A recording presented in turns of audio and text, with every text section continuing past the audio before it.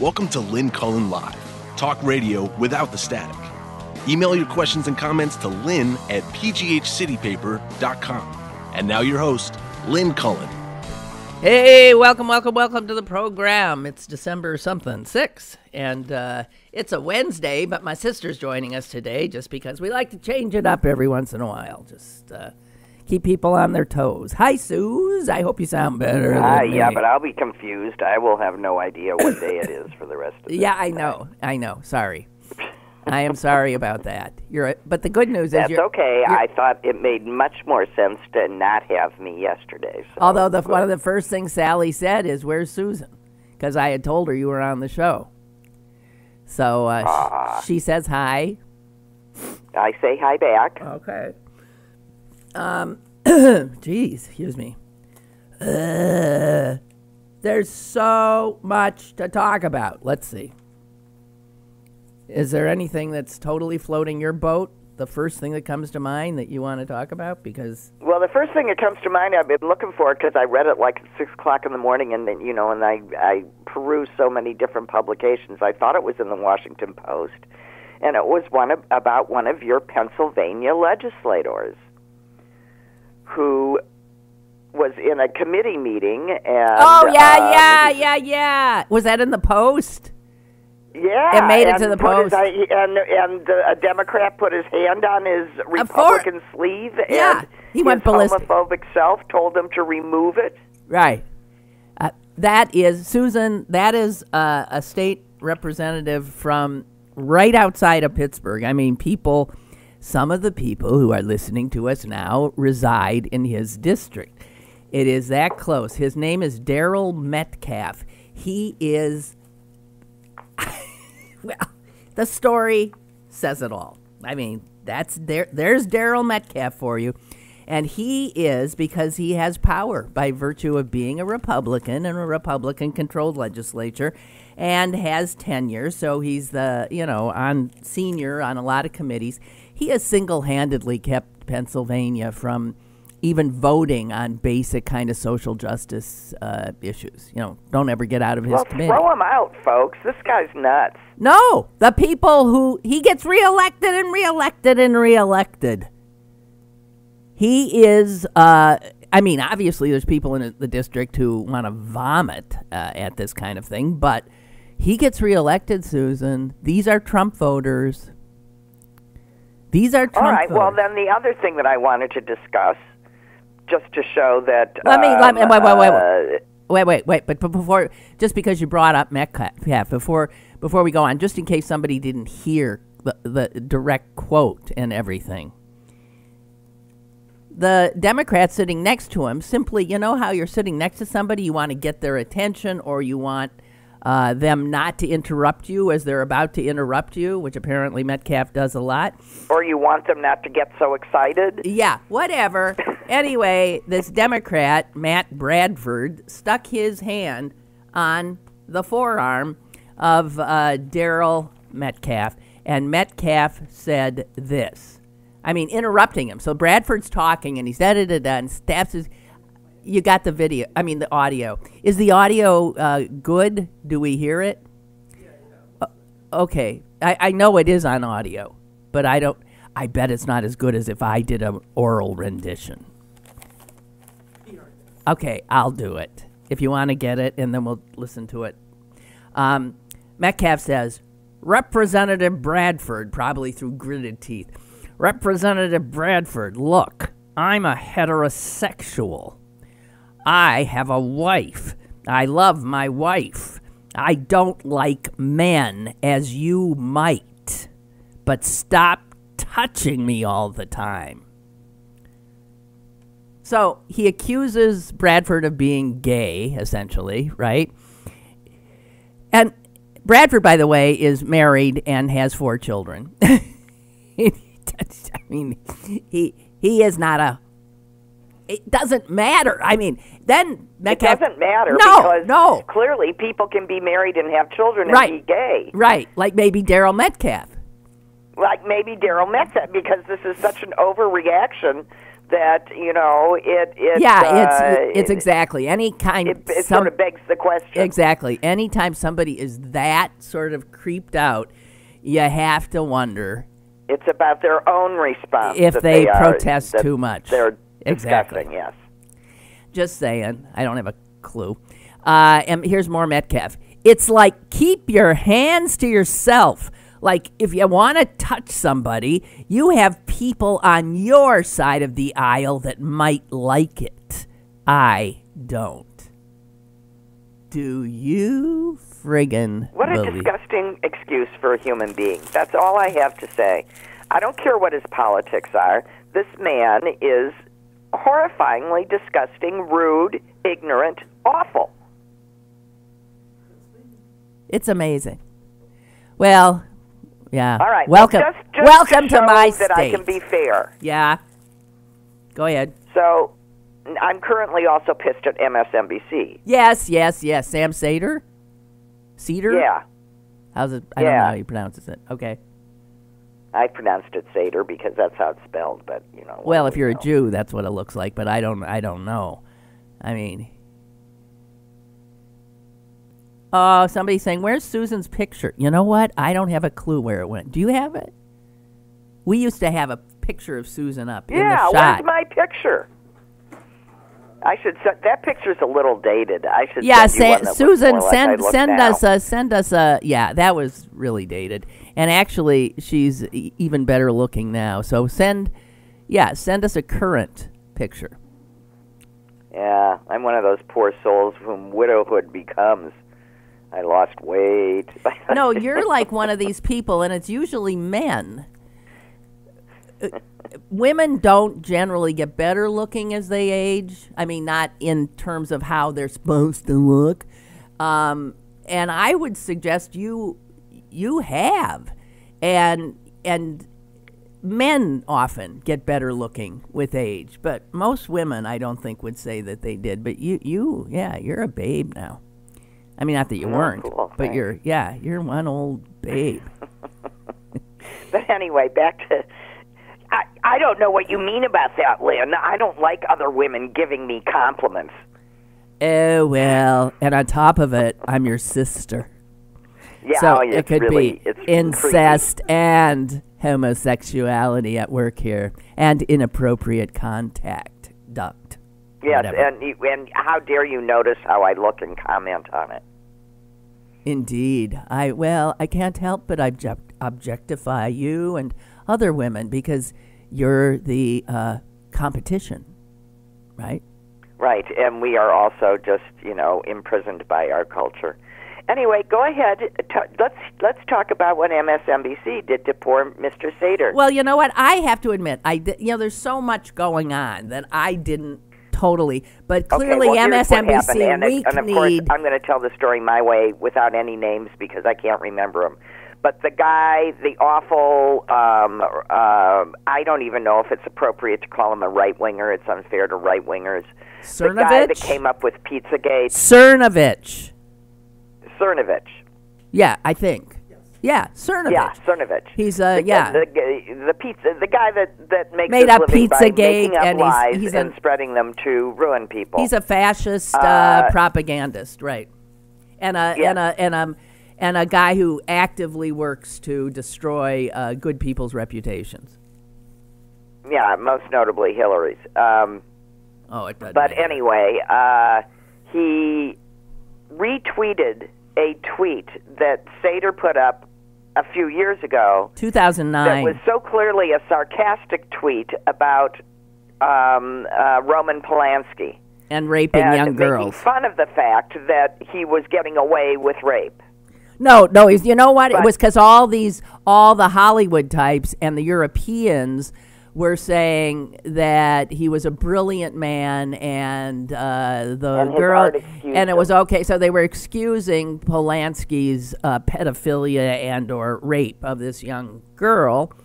And so this guy does a tweet that sarcastically says, What, Susan? If you remember the tweet? Yeah, well, it's not in front of me. Right. So it's basically offering up his daughters to Polanski in the name of his art. It would be okay. Yeah, it's something like, Totally sarcastic. well, if my daughter were raped, I certainly hope she were raped by Roman Polanski, a great director, something Right. like that, right? Something like that. Okay, so Cernovich And MSNBC fires him. fires him summarily, just fires him. Idiots. And you know what I just read today is Cernovich so thrilled that his digging that up knocked Sam Sater out of MSNBC that he now, as his minions, slogging through everything ever put on Well, I'm sorry, anywhere but I think we all gotta, start flooding MSNBC with stuff. Like, how can we trust any of your judgment if this is the way that you do reporting, and this is the way you vet stuff? You just take it and run with it. Thank you for letting me know. It's an important thing to know when I watch anything on MSNBC. So, this is it's really disgusting and despicable, and I don't want it done in my name as if it's somehow being good to women. Right. It's well, we are right now in a somewhat destabilized time. Also, let me tell you from my experience that television brass are as gutless specimens of the human race as you can find. So they're easily scared.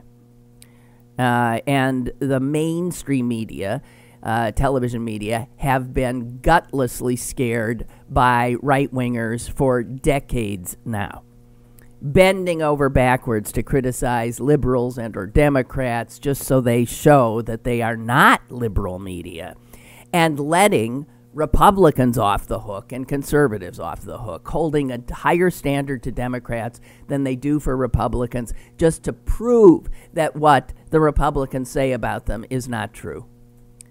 So there you have it. It's just... All right. Well, those were the two things. All right. That, when I was reading with one eye in the dark at 6 o'clock this morning, I went, oh, really? And then, by the time I got to the part about the war in the Middle East, I was okay. The war in the Middle East. Well, let me tell you something. That's a big story today.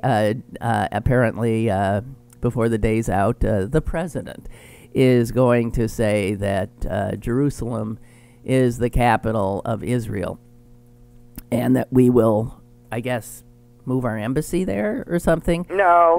What's he going to say? Because there's no way we're moving an embassy there. I can assure you. We are not moving our embassy there, but he is declaring that is the official capital of... But that's what Americans have always... That's what they always say, but then they don't put...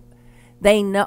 Whatever. This is a bunch of hooey bullshit, and it is so extraordinarily provocative and potentially destabilizing. Well, they've already, the Palestinians have already announced 3 days of horror to come in response. Right. So, you know what I think? I think Trump, to, again, distract from Mueller, who seems to be getting closer, needs to, fire up a few more hornets' nests around the world so that we can all wonder, are we going to be in a Middle East? Let's get the Jews on my side. We'll get the Jews on my side. Well, you aren't getting this Jew on your side. No, I don't know. Because Jews are going to die because you decided to do this. No, I don't. Frankly, I don't know a Jew who supports this. I mean, I know Jews who would, and those are the... Jared Kushner. Yes, and Orthodox. Orthodox Jews will think, yay. But Orthodox Jews as a number are not that big. He's doing this not for Jews. And I don't even think it's all Orthodox Jews. I think you have to go even more Orthodox. I think you have to go to the Hasids. No, let's just say plenty of, and there's conservative Jews who will applaud this as well. The thing is, they don't amount to much of anything. He's doing this for Christians. He's doing it for his evangelical base that purport to love Israel more than even the Jews do. And he's doing it because he promised them he was going to make their holy city the capital of Israel, all part of their idea that we got to get all the Jews back in Israel for Jesus to make his second coming or something, and then we'll kill all the Jews and everything will be fine. Right.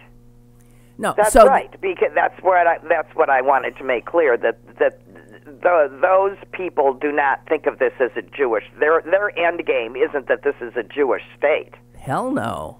This brings back Jesus, and the Jews are like, they're finished. As a matter of fact, we know that because Roy Moore, who's a good evangelical, just said, was this yesterday that he said this? Oh, hang on. I got too much stuff here and I can't find it. But he said that Jews, who was he saying wasn't, he went after Soros yesterday in a,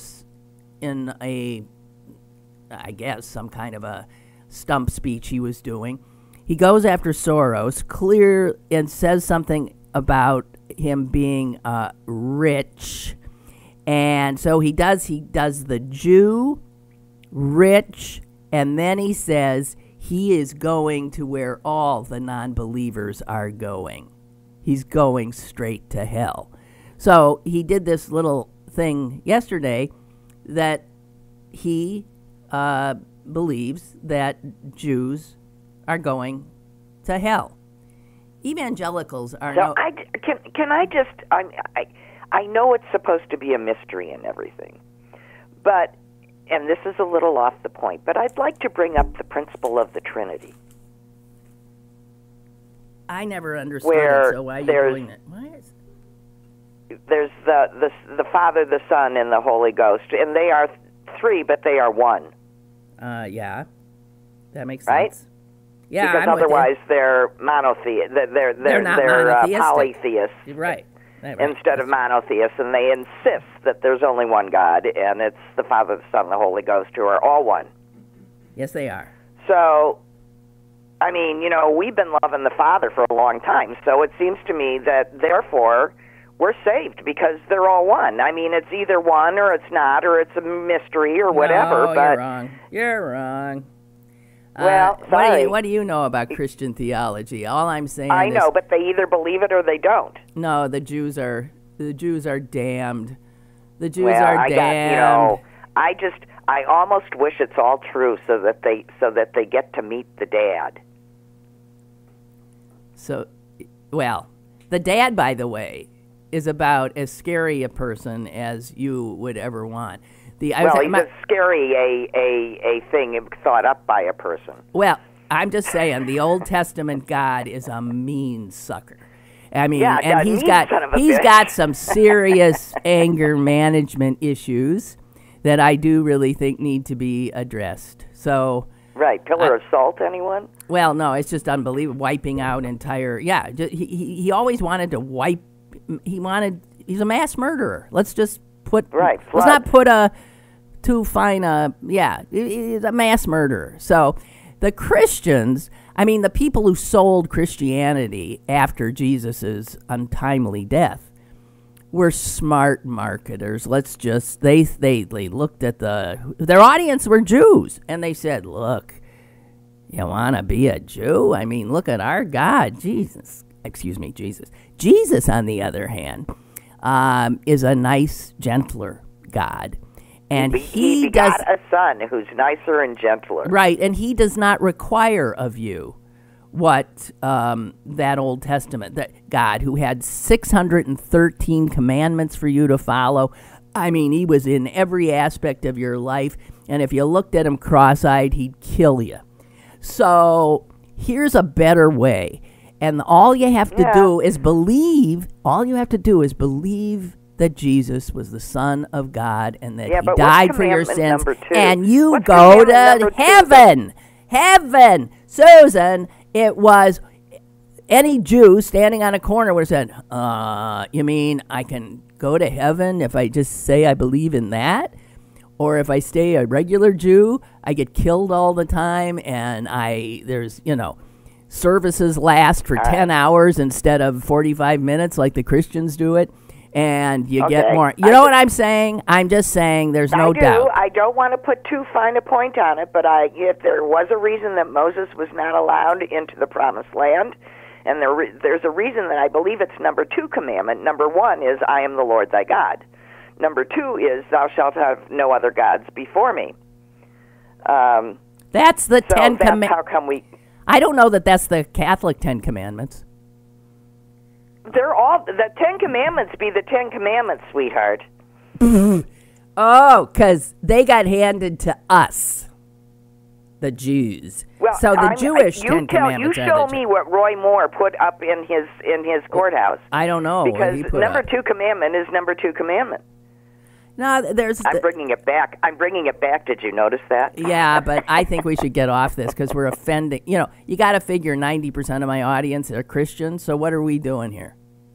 I'm sorry. I'm trying to understand.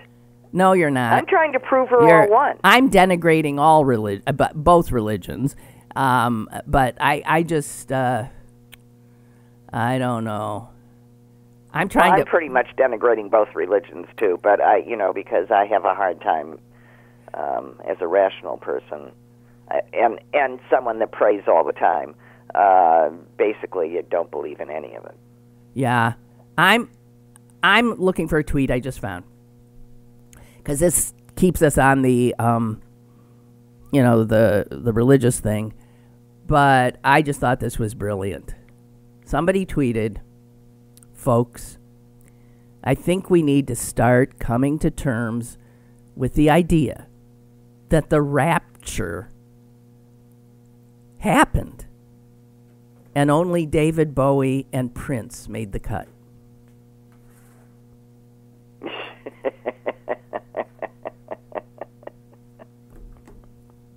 Well, that'll blow a few minds. Well, I love it. We got a call. Maybe. Hello, caller. Hello. Hi. Hi. Hey, Lynn. Yeah. Christianity, if you think about it, preaching to a God, I don't know, it just confuses me because then it's just one person or one being that's above everybody else. To me, Christianity would be everybody the same, pretty much, loving one another.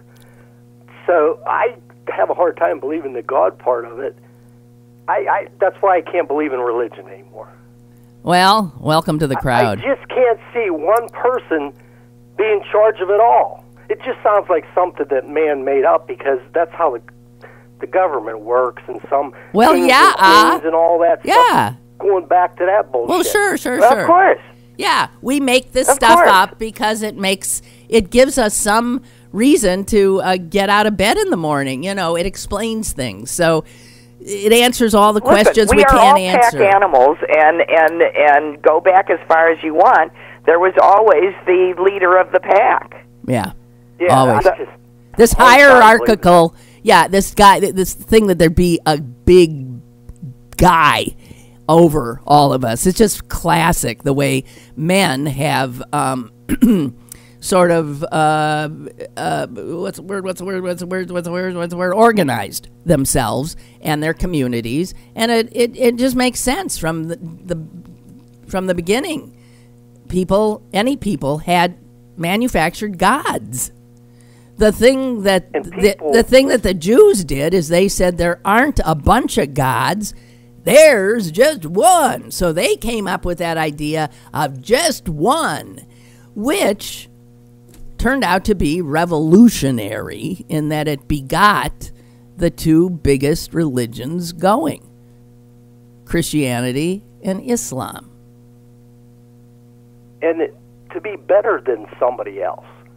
Aren't we supposed to be not above one another? We're supposed to be equal? Yeah, this is where I have a hard time with the whole thing. Well, come on! You're actually reading. You mean you're going to actually live what they want you to be. That's true. Look at all the Christians that are voting for Roy Moore next week. You think they're Right. Oh, right. they're fervently Christian. Exactly. Yeah. Okay. So Yeah. say no more, and you wouldn't want to be I affiliated offended all with the them. Christians. I'm sorry. Okay. Goodbye. Bye. Bye. No, I'm sorry. Speaking of Christians, just got one more thing to get in here. In the horrific, what's called a tax bill that got passed in the Senate this week, it was, last week, I guess it was. Toomey, our right-winger senator, slipped in an exception. You know how they do this? The exception that he slipped into that huge hundreds and hundreds and hundreds of page Well, they've been bill. doing it by literally writing it in the margin. Right. Well, this one was in early enough that it actually was typed in. And what it does is exempt one Christian college in Michigan, Hillsdale College, from having to pay taxes on its endowment. Every other college is going to have to somehow. That doesn't withstand No, but any the kind senator from Pennsylvania got it in, and it passes, and he says it's because it's just, he said, it wasn't just for them, but the requirement, it doesn't mention that college. It's written in such a way that it's the only college, the only college that fits the description, right? Yeah, I'm sorry. Okay, so we do Senator, have some system of laws and rules here that. Senator Wyden said, I can't find anybody else in America who benefits from this particular provision. It is only for this one college, which, by the way, is a college supported heavily by Betsy DeVos and the Koch brothers. Okay, that's why it's in there, because these people own our government now. And because they bought it. Yeah, but let me tell you something about this Christian college, because it's such a wonderful example of a great Christian institution. I don't know exactly when it was. How much was it? Late 1990s. You might recall reading this unbelievable story about a college president who was found to be stooping his son's wife.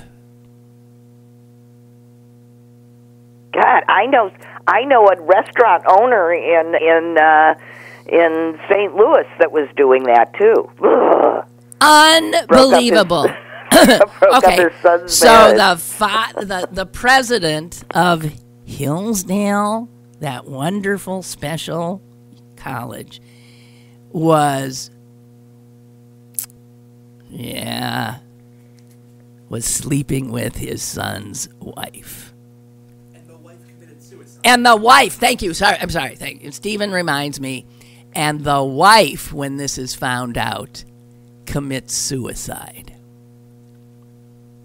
Oh, great. And now, of all the possible colleges in the world that could have gotten a special gift from the Republicans and the U.S. Senate, this one comes wrapped for Christmas in a little red bow directly from Pennsylvania Senator Toomey. A fine, upstanding Christian himself. Okay, you can't make it up anymore. We got another call, I think. Hi. Yes, good morning, Lynn. Hi. Lynn, how you doing today? Fine, thank you. Hey, Lynn, I'm good. Susan, how you doing today? I'm cool. What's new? Good. Hey, I'm just calling to say that we're talking about religion, and the problem, as I see it, with religion in Western culture is that it's monotheism based on paternity. I'm trying to think of the word. Paternalism, yeah. Paternalism. Yeah. So therefore, when you have males writing books for males to conquer people or to subject people, Yeah. you're going to have violence and warfare. That's the way it goes. That's what men do to men That's and right. to women. Yes. So if you want an alternative, you probably know I'm going to say next. You need a Yeah, female. let the girls write the we book. need a female religion. Well, yes, and here's what I'm saying by that. There's a religion, or not a religion, it's a philosophy. Again, you know what I'm going to say. It's Taoism. Taoism's one of the only religions or philosophies. It's a religion and a philosophy or philosophy. But it relegates the female to very importance, to the equal to male, and some areas superior to male, and then there's some areas the females are superior. I mean, some areas that they recognize. All right, those. but it's still a bunch of bullshit. I'm sorry. No, it's not bullshit. No, if you read Okay. It's not like you're thinking about religion, because like I said, you're mostly looking through the vision of paternity. Looking through the vision of modernity, you'll see a whole Mother Earth. You'll see the whole all is one is all in birth, and you're not going to see conflict and war and subjugation. That's males. Okay. Just think about that. Okay. Well, I appreciate And that's it. all I'm going to say. I mean, it's a way to spin your head around, and you'll see that Okay. that they respect the woman's and appreciate Okay. femalehood. Well, so do all those other That's all. paternalistic religions say thank you. Man, what a proselytizer you are. God bless you. Yeah. This guy my called. problem, I mean, I don't he's just think into it. my problem with the whole thing is that, as we've seen, that women with power can be every bit as awful as men with power. Indeed. I agree. That's what happened. That's what they'll say as well. They'll also say, once people, like if you're not in power, what happens is once people come into power, they become worse than the people that they were subjecting to. So it's becoming upon all of us as individuals, not comparing women to men. Yeah. Individually, the main thing is you got to become better yourself and culture yourself, not to worry about others, because you can't control other people. You can't make any people do anything. All you can do is live your life in a proper example. Yeah. And that's the best testimony to tell anybody about religion or any faith you believe in, because anybody can say anything they want. But until they see your example, that's the best testimony to any religion or faith, not what anybody says or Susan. say anything. Yeah, I'm sorry. You got me started. Don't get me started, please. I mean, I don't know. What is this? For it. What is this? The religious hour? Go away. Get me started. Shut up. Go away. Now you started them. I'm done. All right. Bye. And may God be with you. Go in peace. Shalom. Salam. Enough. Except this. I have just been sent. Okay, let's talk about Wait. I got one more because you fucking brought this up. I have been sent the Catholic 10 Commandments, Susan. Okay. Number 1, I am the Lord thy God. Thou shalt not have any strange gods before me. They bring those two together. Number 2, thou shalt not take the name of the Lord thy God in vain. That's their number 2. Okay? Okay, well, that might be the right They thing, switched them up. No, there's different ones. I'm telling you, because it's all made up. It's all made up. I hate to tell you, I personally do not believe that a guy named Moses walked up to some mountain and had a conversation with God and came back down from the mountain with these stone tablets upon which were written 10 Commandments. Oh, I like the Mel Brooks thing where he said there were actually 15 commandments, but he dropped one of the tablets. Right, he couldn't carry him.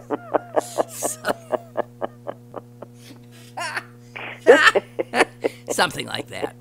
I don't know. Guys, okay, so look, I just... All right, sorry, it's my fault. It's just a tick I have. I brought it up. You did. Okay, so, It's skittering off the worst part. I found this and I thought it was particularly funny. a Canadian teachers group invited members to attend a class on how to show sensitivity toward other people. And here's what they said. They wanted this class was to show sensitivity toward, I'm going to read this now, it's a quote, toward their LGBTTTIQQAAPP peers.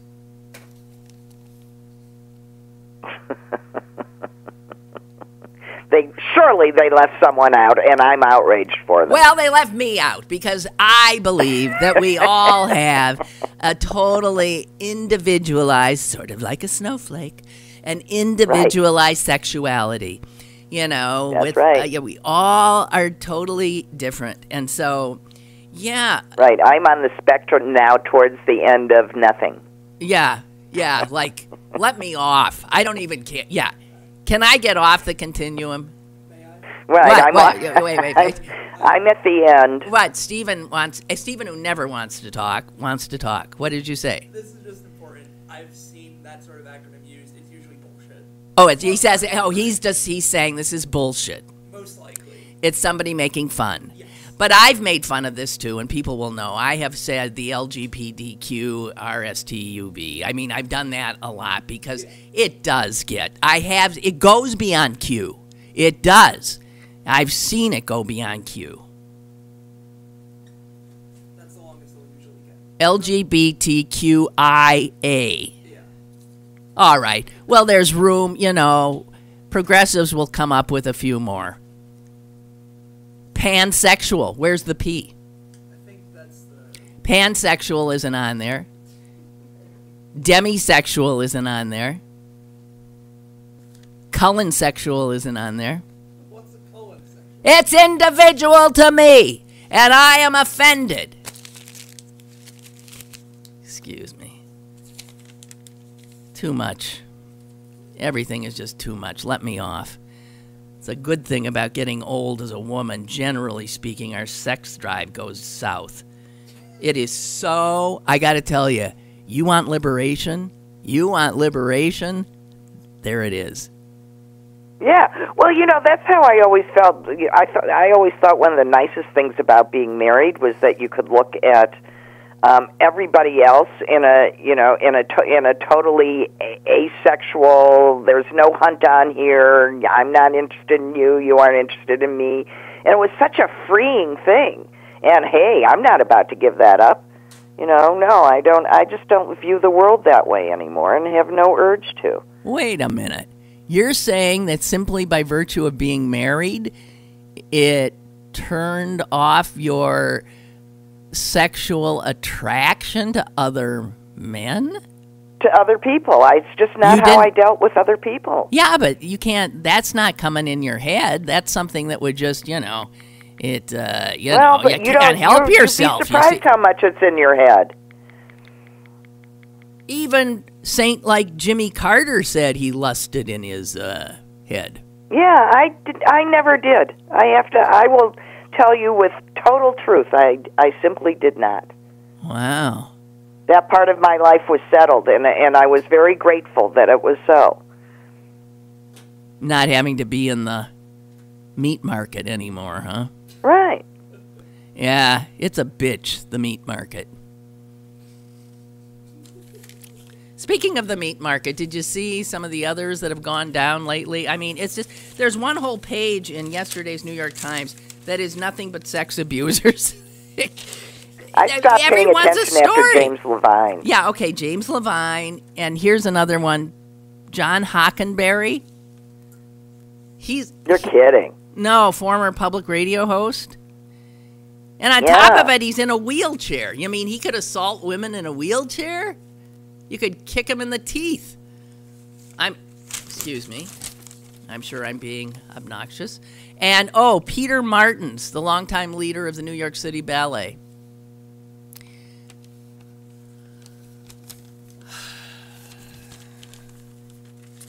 Yeah. All right. Okay. Just saying. So I came upon a wonderful quote that I think sums it up and explains why Americans tend to be unhappy when we shouldn't be. And I always blame it on our founding fathers who put a phrase into our foundational documents, which I think screwed everybody's head up. And that is the pursuit of happiness.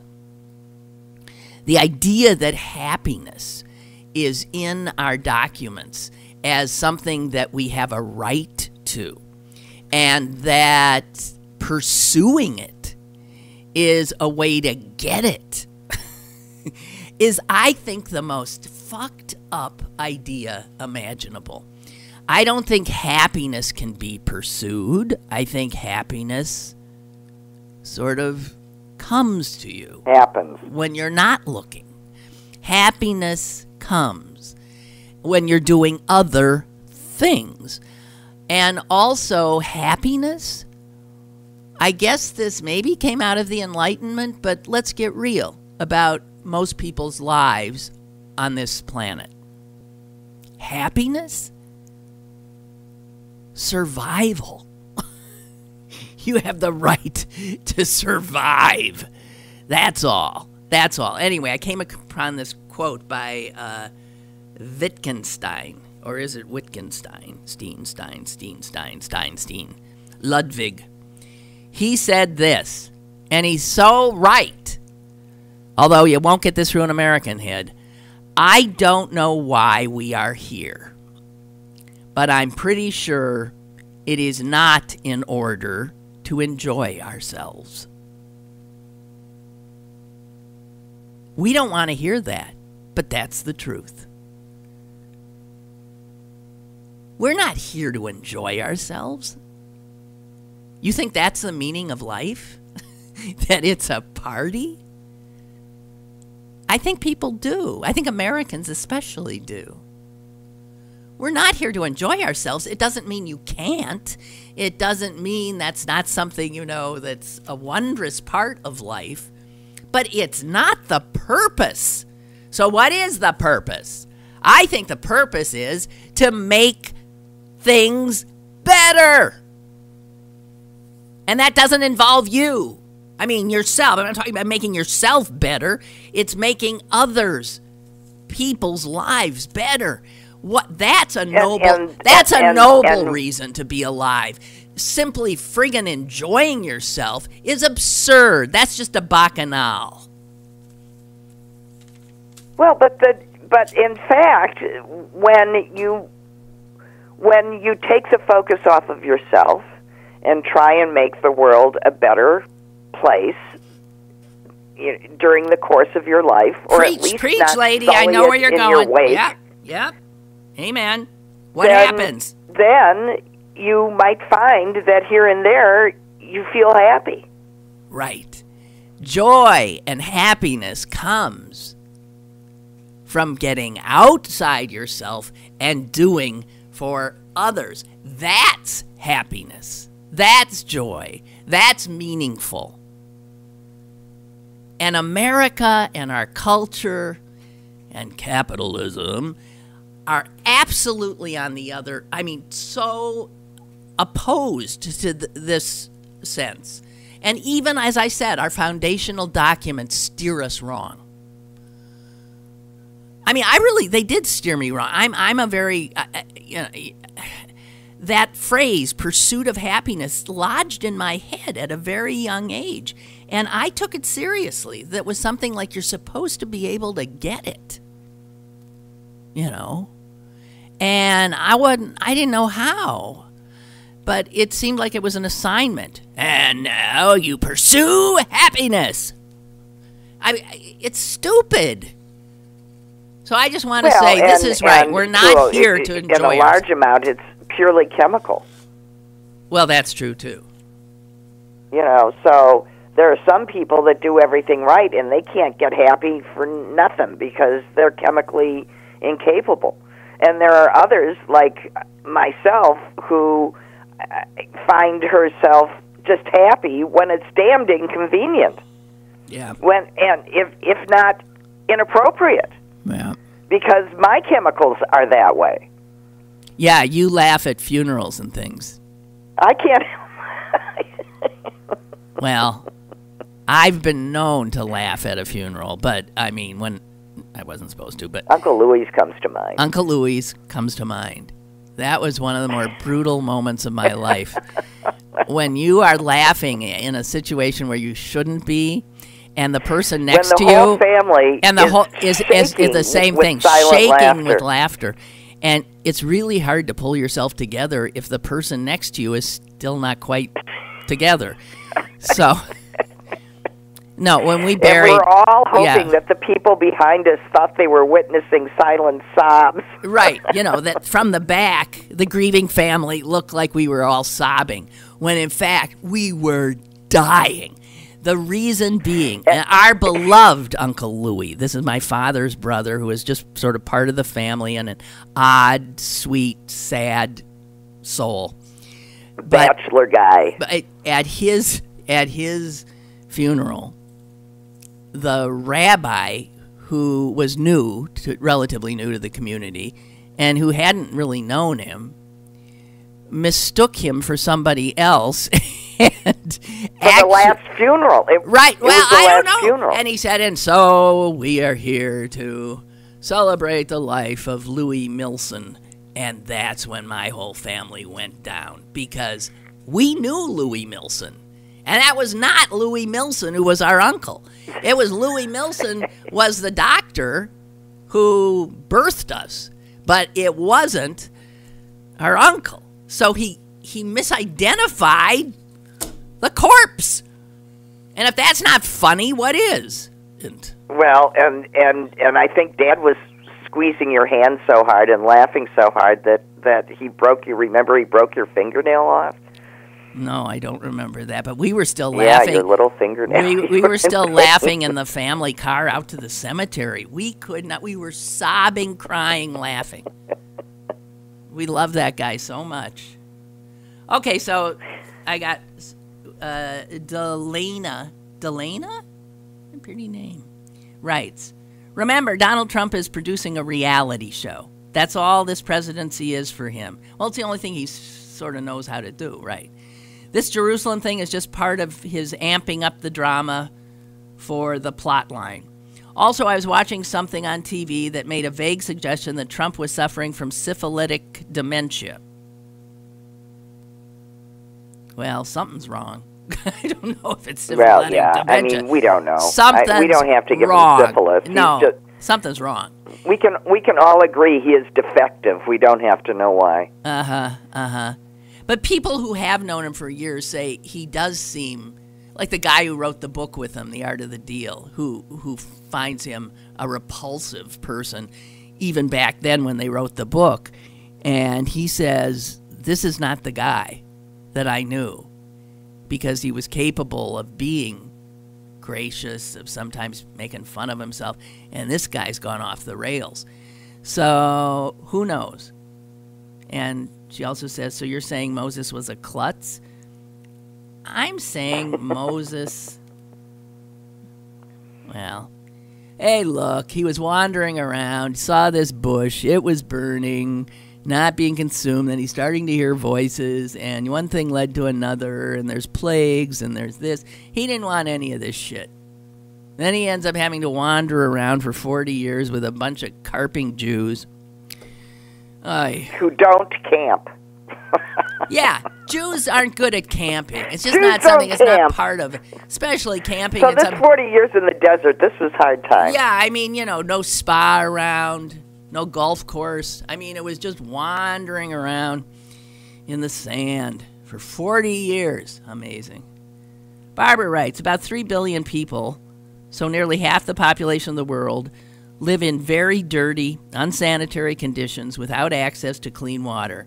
Within that number, almost a third do not have access to safe water at all. This is all very bad because water is actually running out all over the world because we are using it faster than it's being recharged. So much so that in perhaps 20 years, we could run out of both drinking, sanitation, water, and agriculture, at which point, boom, really bad things start to happen That's not being alarmist. That's fact. Oh, God. This is getting brutal.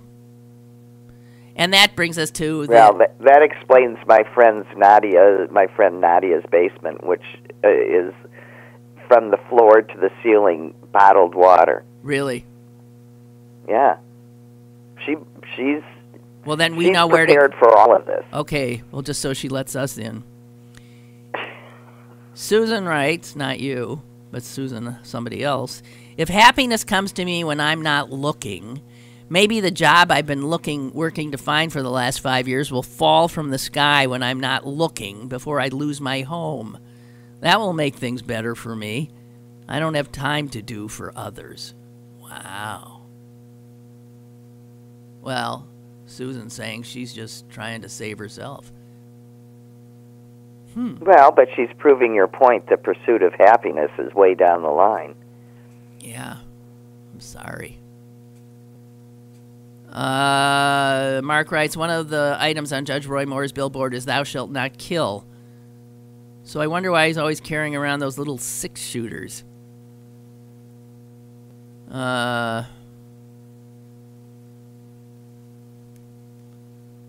the hell, Mark? You're weird. I still think Alabama would make a great Jewish homeland.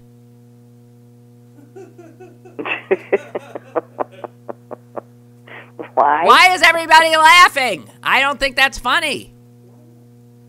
I hate Alabama. You ain't going to exile me to Alabama. Yeah, but if we can push everybody else out, then, you know. Oh, man. Oh, God. All right. So, what else we got? Oh, this will make people in... Again, we've already visited Daryl Metcalf, a wonderful representative of a Pennsylvania politician. We've also paid some attention to Senator Patrick Toomey, another wonderful Republican politician from Pennsylvania, making the world a more horrific place as fast as he possibly can. And just to even the score, I have a little item here about a Democratic politician from the great state of Pennsylvania. This is a guy who was a longtime leader in the state Senate until they finally caught him. His name is Mello. Isn't that a nice name? Senator Mello. Mello? M-E-L-L-O-W, Senator Mello. He pleaded guilty in 2012 for using taxpayer money to raise, to get himself reelected when he didn't even need money to get reelected. He'd been in so long, nobody else ever ran against him, as far as I know. So he got convicted of Well, that's how he knew the taxpayers wouldn't mind. That's right. So he got convicted, and I believe he went to jail. And then he came out, and then he said, "Where's my pension?" And guess what? It has been decided on appeal that Senator Mello will now get this, Susan, $20,500 and a change, $20,500 a month. In pension? For the rest of his fucking life. Paid for by you and me. Yeah, they're really, here's the problem with the state legislators writing the rules for themselves. It's the same problem with Congress writing the rules on sexual harassment, and paying and setting up a fund that, to pay off women and silence them, or in some cases young men, and silence them. And with taxpayer money, they make the rules, so who's to object? The same thing here. I mean, a taxpayer would think that if you are thrown out of office for abuse of that office, you don't get your pension. Mm-hmm. That's very easy to write into the law. Mm-hmm. Well, just got to say, It sort of is written into the law, but he had some really good lawyers, and the Pension Review Board or something that sat down, they really scratched their heads about it, and it was a 6-5 vote. And we will pay that son of a bitch $20,000 a month. Gee, where are the witches of Eastwick when you need them? God. It's beyond belief. Beyond belief. We haven't said anything about the raping of these glorious lands in the West by the Trump administration. Oh, right. And how he went to the mat for saving monuments of Confederate traitors. Right, But right. a He's natural going monument. nuts over statues. But a natural monument of glorious and archaeological wonders and Native American wonders. He's willing to rape, pillage, burn.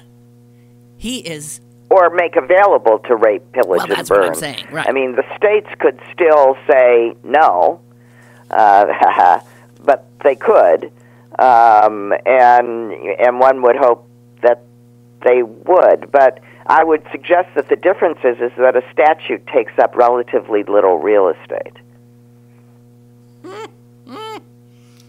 You can't make it up. You can't make it up. Susan, there was a test in the New York Times the other day about how what's-her-name, who's marrying what's-his-name, Prince Harry, is going to have to, she wants to become a British citizen. It's really tough, and they have to take a test, sort of like people do here in the U.S., and we were having some fun with the U.S. test because it's so ridiculously easy. It's a joke. I got what? I did miss one. I got 14 of 15 right.